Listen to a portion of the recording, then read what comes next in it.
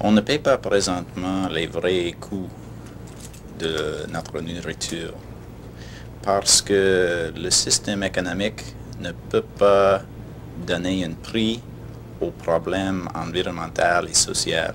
Les producteurs qui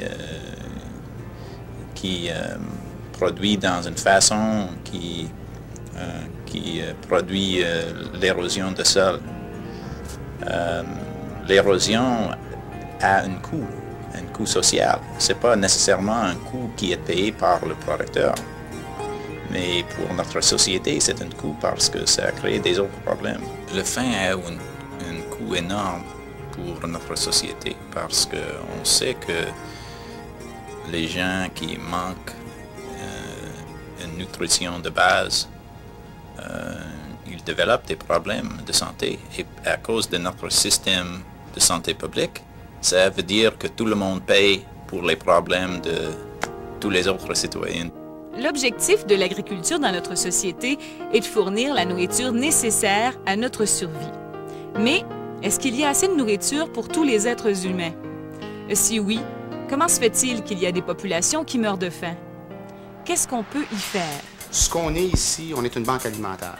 On est la banque alimentaire de la région de Montréal. Ce qu'on fait, on récupère les surplus des manufacturiers ou des distributeurs de l'agroalimentaire, on les entrepose et on les redistribue à des organismes qui, eux, donnent à manger aux gens qui sont défavorisés ou qui sont en difficulté. On a n'importe quel type d'organisme qui s'occupe de nourrir les gens qui sont défavorisés ou qui sont en difficulté financière.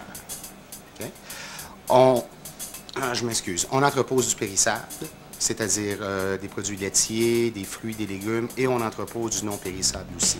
Okay? En tout et partout, il rentre et il sort ici environ 1 million à 1,3 million de livres de nourriture par mois. Moi, je trouve des fois qu'on abuse de la nourriture qu'on a, parce qu'il y a plusieurs personnes qui gaspillent la nourriture, et il y en a qui n'en ont même pas. Donc, on devrait se considérer chanceux aussi au Canada d'avoir la nourriture.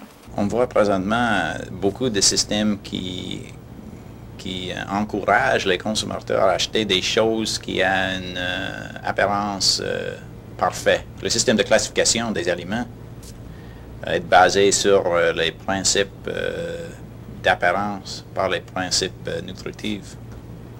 Alors, c'est très difficile pour les gens de décider de choisir un produit nutritionnel parce qu'ils pensent que quelque chose qui a une apparence parfaite, ça c'est meilleur à quelque chose qui n'a pas la même apparence. Et à cause de ça,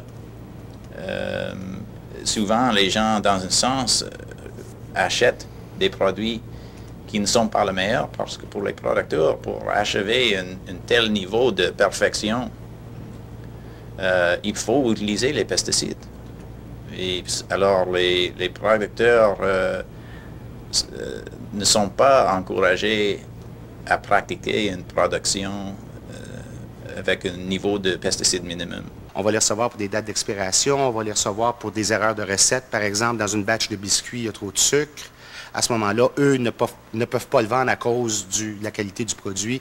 Ils nous le donnent. C'est comestible, c'est bon, ça se mange bien, sauf qu'eux ne veulent pas le mettre sur les marchés pour des raisons de marketing. Parce qu'une grosse partie de notre clientèle sont des cuisines collectives, des soupes populaires, des comptoirs alimentaires, où ce que eux, par exemple, dans une cuisine collective, c'est un regroupement de personnes qui vivent dans un quartier, qui se mettent ensemble, qui décident de créer une cuisine pour pouvoir nourrir un certain groupe de personnes.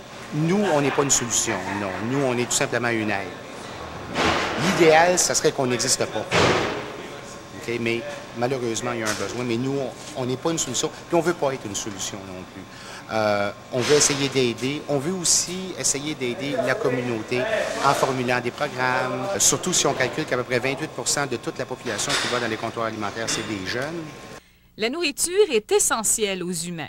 Par contre, il ne suffit pas de manger pour être en santé. Il faut aussi voir à la qualité et à la variété des produits que nous consommons. Je trouve que ma santé, c'est important. Puis, quand je vois les ingrédients qu'il y a dedans le produit qui est plus industriel, ça me fait peur un peu de savoir que c'est ça qui rentre dans mon corps. Geneviève, pourrais-tu nous lire les ingrédients? OK. farine de blé, farine de blé enrichie. Puis mélange pour sauce au fromage cheddar, fait de substances modifiées du lait, fromage, lait culture bactérienne, sel, pressure et ou pepsine et ou enzymes microbiennes, chlorure de calcium, lipase, sel, phosphate de sodium, acide citrique colorant, acide lactique. Bon, ça vous fait penser à quoi, ça, quand vous entendez tous ces termes-là? Science. Un cours de science, oui, un cours de chimie. Exactement. Si on prend, Lynn ou Ginette, là, les ingrédients sur le produit organique, qui est à peu près la même chose, là, c'est comparable.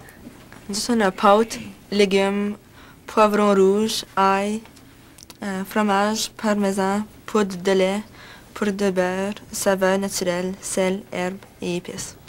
Bon. C'est quoi la différence entre les deux, là? Qu'avez-vous remarqué entre ces deux produits-là? Il y a des produits chimiques dans le macaroni, mais pour ça, c'est plutôt des produits qui viennent du jardin. Partir du prix maintenant, si on compare les prix des deux, OK. que pouvez-vous remarquer? Celui-là est plus cher. C'est quoi le prix? 1,99 $. Et ça nourrit combien de personnes, ça?